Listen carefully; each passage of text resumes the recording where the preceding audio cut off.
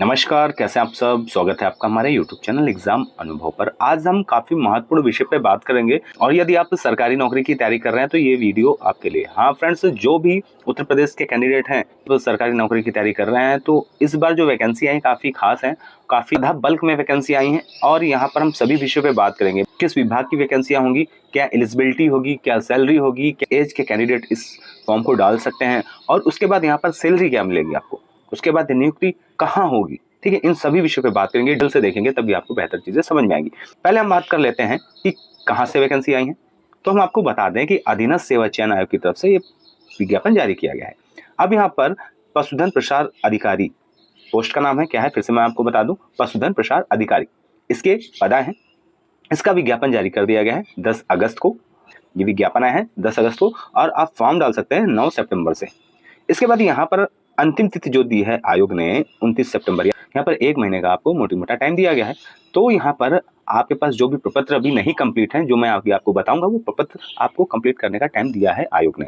और यहाँ पर आपको बता दूं, पहली चीज तो गलती नहीं करनी है। यदि कोई गलती कर देते हैं भूलवश तो उसके लिए आपको शुल्क समायोजन एवं आवेदन में संशोधन करने की अंतिम तिथि 6 अक्टूबर तक आयोग दे रहा है। ठीक है, इन चीजों को आपको अवश्य ध्यान में रखना है। क्या योग्यता है मैं आपको आगे बताता हूँ, क्या सिलेबस होगा वो भी मैं आपको आगे बताता हूँ। इस वीडियो में आपको सभी महत्वपूर्ण जानकारी कवर करने वाला हूँ, तो आपको वीडियो को पूरा देखना होगा, सभी चीजें समझ में आएंगी। यदि आपको ऑफिशियल वेबसाइट देखना है तो ये ऑफिशियल वेबसाइट है, यहाँ पर जाकर आप देख सकते हैं। ठीक है, अब हम आपको डिटेल से बताते हैं। पहली चीज तो विज्ञापन संख्या आप देख सकते हैं, विज्ञापन संख्या 17 परीक्षा 2026 पशुधन प्रसार अधिकारी। और ये मुख्य परीक्षा होगी किसके आधार पर, प्रारंभिक अर्हता परीक्षा 2025। देखिए अभी जो भी वैकेंसी आएगी, मैंने आपको पिछले वीडियो में बताया, अभी जो भी वैकेंसी आएंगी वो पेट 2025 के आधार पर आएंगी, जब तक आपका पेट 2026 की परीक्षा नहीं हो जाती। ये चीज आपको ध्यान में रखनी है। ठीक है, क्योंकि यहाँ पर अभी आयोग ने लेटेस्ट पेट में जो बदलाव किया है वो 3 वर्ष का किया है, तो जो 2026 वाले पेट पे ही लागू होगा। ठीक है, इसलिए यहाँ पर पेट 2025 से वैकेंसी आ रही है। अब यहाँ पर जो विभाग का आपका नाम है पशुधन प्रसार अधिकारी का पद है। अब यहाँ पर जो निदेशालय है पशुपालन निदेशालय के अंतर्गत आप आएंगे। अब यहाँ पर आपको बता दूं कि पशुधन प्रसार अधिकारी के जो पद होंगे कितने होंगे, 1251 पदों पे आपका ये विज्ञापन जारी किया गया है।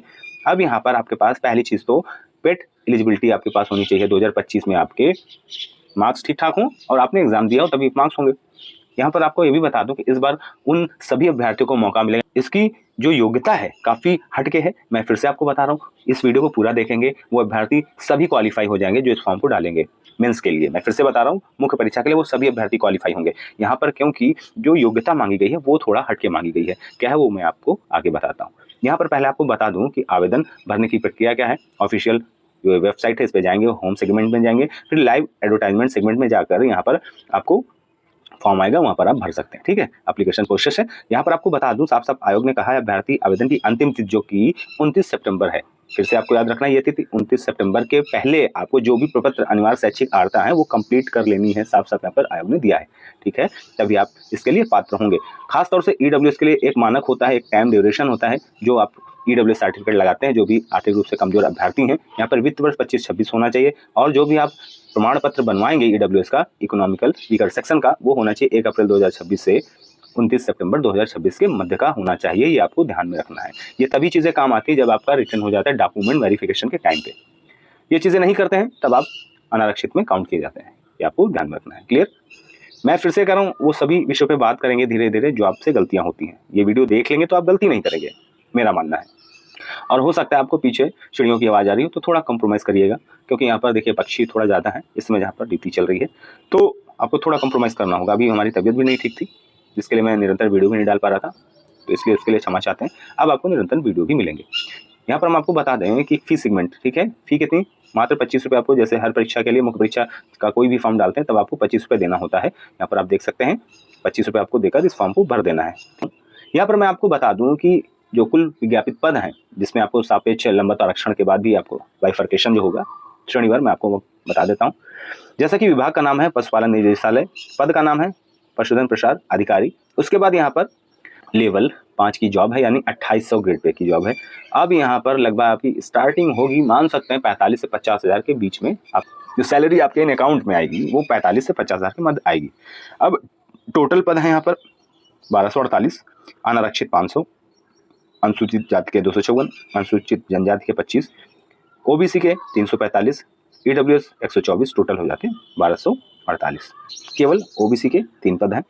2 वर्ष का ही होता है या 3 वर्ष का होता है प्रोविजन पीरियड। एक बॉन्ड होता है, उससे पहले आप छोड़ते हैं तब आपको पैसा देके जाना होता है, ये मान के चलिए। उससे पहले आप जॉब नहीं छोड़ सकते हैं, छोड़ेंगे तो आपको अर्थदंड देना पड़ेगा, क्योंकि इतने लोगों में आप चुन के जाते हैं, उसके बाद सरकार आप पे पैसा खर्च करती है, उसकी प्रक्रिया में जो भी पैसा खर्च होता है आपको दंड रूप से आपको देना होता है, यदि सरकार के द्वारा जो समय सारणी है उसके मध्य आप जॉब छोड़ते हैं, ये उसके लिए होता है। आरक्षण संबंधी प्रावधान जैसे उत्तर प्रदेश सरकार लागू करती है, आपको सभी को मिलेगा, जो भी पूर्व में विज्ञापन में दिए गए हैं या गवर्नमेंट लागू करती है। समूह ग का पद होगा। अब अर्हता की बात कर लेते हैं। इनिशियल क्वालिफिकेशन क्या है? देखिए, माध्यमिक शिक्षा परिषद यानी उत्तर प्रदेश में आपने इंटरमीडिएट किया हो या सरकार द्वारा मान्यता प्राप्त 10+2 के समकक्ष कोई परीक्षा हो, ये तो सभी के पास होगा। और यहाँ पे प्लस विधि द्वारा स्थापित किसी पशु चिकित्सा महाविद्यालय में 2 वर्षीय पशुधन प्रसार डिप्लोमा पाठ्यक्रम अवश्य होना चाहिए, अभ्यर्थी डाल पाएंगे। उसके बाद देवनागरी लिपि में हिंदी का ज्ञान होना चाहिए। ये चीज़ें आपके पास होनी चाहिए, तभी इस फॉर्म के लिए एलिजिबल होंगे। अब अधिमानी अर्हता, प्रादेशिक सेना में 2 वर्ष का आपने सेवा दी हो या NCC-B प्रमाण पत्र हो या रिमाउंट वेटनरी कोर में वेटनरी प्रेशर वर्ग में 1 या 2 रूप में निरंतर 15 वर्ष तक सक्रिय सेवा दी हो। उत्तर प्रदेश की हाई स्कूल की परीक्षा विज्ञान या कृषि के साथ एक विषय के रूप में आपके पास होना चाहिए, उससे उत्तीर्ण किया हो। आपको नंबर नहीं मिलता है, मगर उस कंडीशन में आपको लाभ मिलता है यदि 2 अभ्यर्थियों के मार्क्स ज़्यादा हैं, तब यहाँ पर आपको उसका वेटेज मिलता है। ठीक है, उसके बाद आयु की बात कर लेते हैं। एज क्या है? एज 21 से 40 वर्ष के कैंडिडेट इस फॉर्म को डाल सकते हैं पैन का आधार। पहले आप फॉर्म डालेंगे, उसके बाद आप शॉर्टलिस्ट होंगे। और शॉर्टलिस्ट कौन से अभ्यर्थी होंगे? जिनके पेट 2025 में मार्क्स होंगे। अब यहाँ पर हम बात कर लेते हैं सिलेबस की। सिलेबस, क्योंकि इसका एग्जाम भी 2027 में संभवतः होगा, अभी 2026 तक इसका कोई एग्जाम कैलेंडर में जिक्र नहीं है। मैं फिर से कह रहा हूँ 2027 में होगा इसका एग्जाम। जो चीज़ बता रहा हूँ आप नोट डाउन कर लें, इफ बट वाली बात करता नहीं हूँ। यहाँ पर 100 प्रश्न होंगे। निगेटिव मार्किंग 1/4 होती है, इसमें भी लागू है। टोटल 100 प्रश्न होंगे, जिसमें आपका 65 प्रश्न आपके भाग 1 से होंगे, जो आपसे विशेष जिसमें आपने फॉर्म डाला है, आपकी योग्यता है। 65 प्रश्न जिसमें पशुपालन परिचय 5, पशु शरीर संरचना सक्रिय क्रिया विज्ञान में 5 प्रश्न, पशु पोषण 5, पशु प्रजनन कृत्रिम गर्भाधान 5 क्वेश्चन, डेयरी प्रबंधन में 5, कुक्कुट पालन 5, पशु स्वास्थ्य रोग प्रबंधन 5। ये आपके 7 टॉपिक होंगे। टोटल 13 टॉपिक आपके कोर सब्जेक्ट यानी कि जिससे आप फॉर्म डाल रहे हैं उससे आएंगे। ठीक है, उसके बाद आपका 15 क्वेश्चन, जैसे हर परीक्षा में आयोग का पैटर्न है, 15 क्वेश्चन कंप्यूटर से देते हैं, जो वर्तमान सिनेरियो या प्रेजेंट सिनेरियो है, तो कंप्यूटर का ही या प्रौद्योगिकी का ही समय चल रहा है, तो यहाँ पर आपको नवाचार से संबंधित क्वेश्चन देखने को मिलेंगे। उत्तर प्रदेश राज्य से संबंधित 20 प्रश्न देखने को मिलेंगे। ये कॉमन हो गया आपका 15 + 20 35 क्वेश्चन। अब 65 आपके कोर सब्जेक्ट से हो गए, यानी टोटल 100 प्रश्न हो गए। अब यहाँ पर 5 ऑप्शन होते हैं। अब ई ऑप्शन भी जिसमें आपको देखने को मिलता होगा, इनमें से कोई नहीं, कभी कभी 3-4 आंसर इनमें से कोई नहीं भी आप आयोग डालता है, जिससे वो कैंडिडेट शॉर्टलिस्ट हो जाए यानी बाहर हो जाए, जो कभी कभी तुक्का मारते हैं। तो ये भी बहुत बड़ा रोल प्ले करता है सिलेक्शन में आपका। यहाँ पर आप देख सकते हैं डिटेल सिलेबस है, विषयगत ज्ञान आपका, जो भी आप जिस क्षेत्र से हैं। यहाँ पर 13 टॉपिक हैं आपके कोर सब्जेक्ट आपके, एक जिससे आप जिस फील्ड से डाल रहे हैं। उसके बाद कंप्यूटर देख सकते हैं, hardware software input output internet protocol IP address, IT gadgets जो भी हैं, ईमेल और प्रिंटर टैबलेट मोबाइल संचालन से संबंधित, वर्ड से MS एक्सेल पावर पॉइंट और प्रेजेंटेशन PPT वगैरह, इससे प्रश्न आते ही हैं। ऑपरेटिंग सिस्टम से आते हैं, सोशल नेटवर्किंग E-गवर्नेंस से क्वेश्चन आते हैं, भविष्य के कौशल साइबर सुरक्षा, डिजिटल वित्तीय उपकरण अनुप्रयोग, जो नवाचार ऐप्स वगैरह आ रहे हैं, artificial intelligence, big data processing, deep learning, machine learning, internet of things, इनसे क्वेश्चन आपको देखने को मिलते हैं। अब उत्तर प्रदेश से संबंधित 20 प्रश्न यहाँ पर देखिए, ये आपको यदि 35 क्वेश्चन में समस्या आ रही है तो ये जो मैं दे दूंगा उसी से आएगा, उससे बाहर नहीं आएगा। यदि 35 क्वेश्चन तैयार कर ले तो 30 क्वेश्चन आपके कहीं नहीं जाएंगे।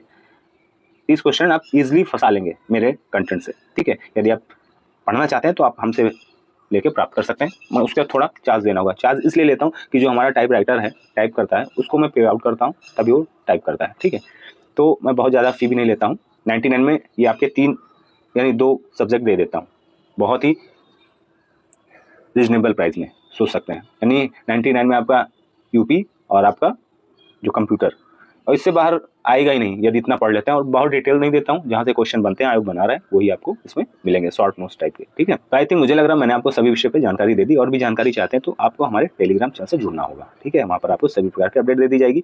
और आपको फिर से कह रहा हूँ कि इसकी कट ऑफ बहुत ज़्यादा नहीं जाएगी। 15 गुना अभ्यर्थी ये मान सकते हैं कि 17 से 20,000 अभ्यर्थियों को मौका मिलेगा। तो 17 से 20,000 अभ्यर्थी वही होंगे जो इस फॉर्म को डालेंगे। या मैं आपको फिर से बता दूं, कट ऑफ रॉ मार्क्स की बात करूं या नॉर्मलाइज्ड स्कोर, यदि आपके नॉर्मलाइज्ड स्कोर कह सकते हैं कि 55 या 60 के बीच में है तो आप इसके लिए एलिजिबल हैं, ये मान के चलिए मुख्य परीक्षा देखने को मिलेगी। ठीक है, तो आशा करता हूँ आपको चीज़ें समझ में आई होंगी। यदि चीज़ें समझ में आई हैं तो वीडियो को लाइक अवश्य करके जाइएगा। लाइक करने से मुझे मोटिवेशन मिलता है। और हाँ, चैनल पर आए हैं तो चैनल को सब्सक्राइब करना ना भूलें। सभी प्रकार के अपडेट पाने के लिए बस में कोई भी वीडियो आता है आपको उसका टाइमली नोटिफिकेशन मिल जाएगा। Thanks for watching. जय हिंद।